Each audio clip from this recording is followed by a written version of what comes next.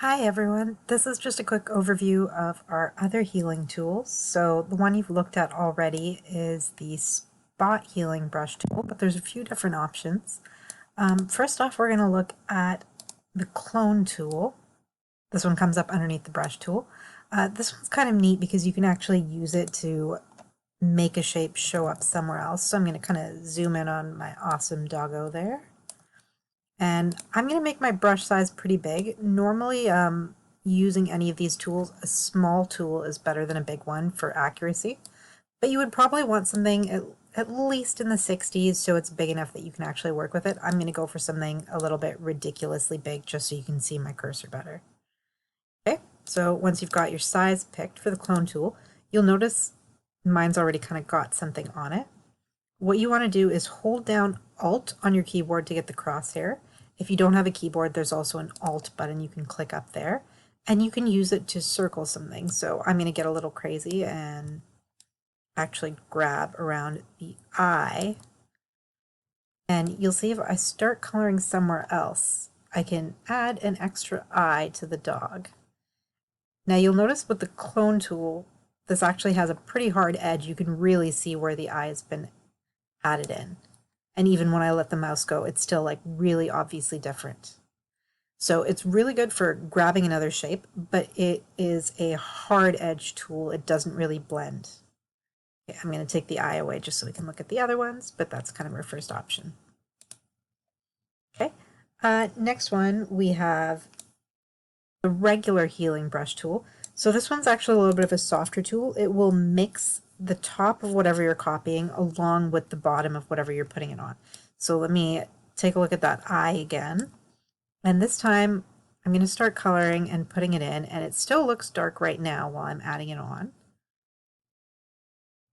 But if I let go and I wait a few seconds, this might lag a little on your device depending on what your device is. It's going to actually blend the top layer of what you put along with the bottom layer of whatever color was underneath. So we had a lighter color underneath. You'll see how it kind of softened it up.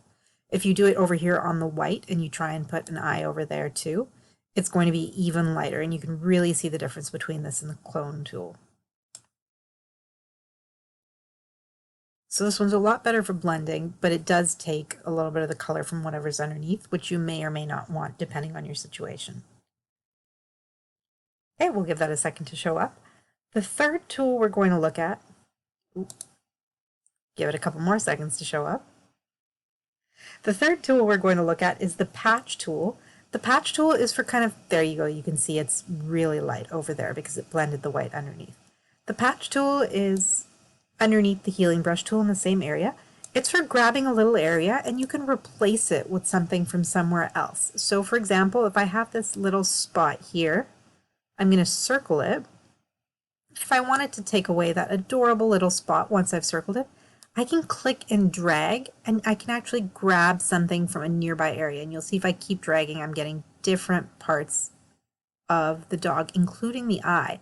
So wherever I move my mouse, I can kind of pick, well, I want it to look like that area or that area. And when I let go, it's actually going to blend it a little bit too. So again, you do have to wait a little bit with the smart tools because they're trying to do all that extra work. But once it's finished, it's going to be blended pretty well. You can actually tell that there was supposed to be a spot there. So if I do the same thing with another one, poor dog, why am I taking away all of its spots? There we go. The same thing, it kind of blends in based off that surrounding area.